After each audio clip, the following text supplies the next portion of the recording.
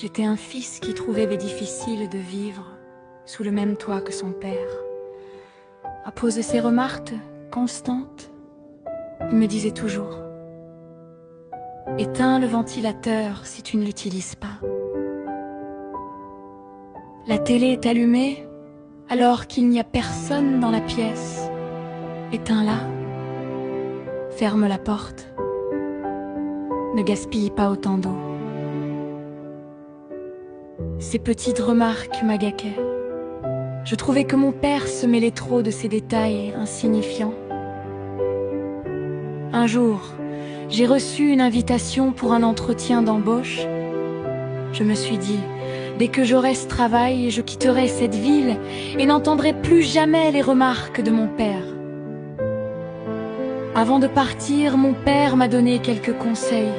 Réponds aux questions de confiance, même si tu ne connais pas la réponse. Il m'a aussi donné un peu plus d'argent que nécessaire pour le voyage. Quand je suis arrivée sur le lieu de l'entretien, j'ai remarqué qu'il n'y avait pas de gardien à l'entrée et la porte était laissée grande ouverte, ce qui pouvait gêner les passants. En repensant aux paroles de mon père, j'ai fermé la porte avant d'entrer. En chemin, j'ai aperçu des fleurs de chaque côté du passage, mais le tuyau d'arrosage était mal placé et l'eau débordait, se répandant inutilement. J'ai repensé à mon père, alors j'ai placé le tuyau pour arroser les plantes qui en avaient besoin. Dans la réception, personne n'était présent, mais un panneau indiquait que l'entretien avait lieu à l'étage. En montant, j'ai remarqué qu'une lumière était allumée en plein jour. Encore une fois, j'ai pensé aux remarques de mon père sur l'importance d'éteindre les lumières. J'ai trouvé l'interrupteur et j'ai éteint. À l'étage, il y avait un paillasson. J'ai enseigné devant la porte, mais il était à l'envers. Je l'ai remis en place, car il me semblait que c'était la moindre des choses.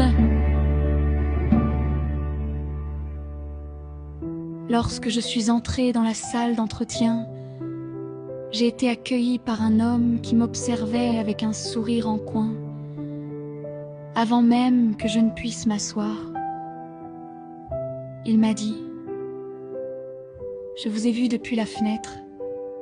Vous avez fermé la porte, replacé le tuyau d'arrosage, éteint la lumière et corrigé le paillasson, vous savez.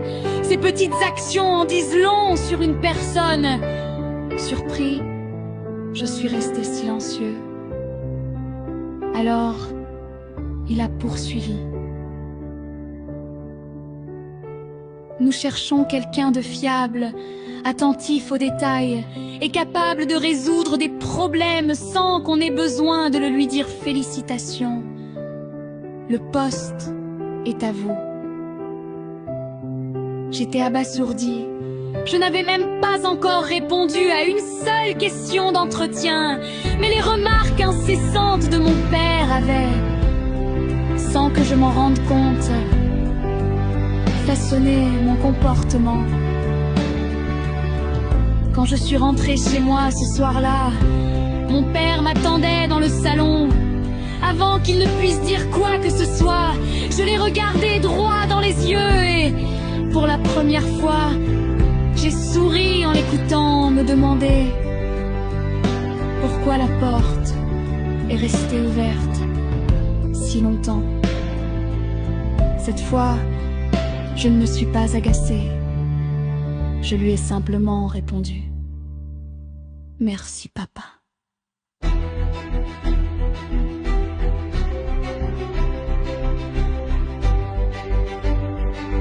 Merci, Philomène!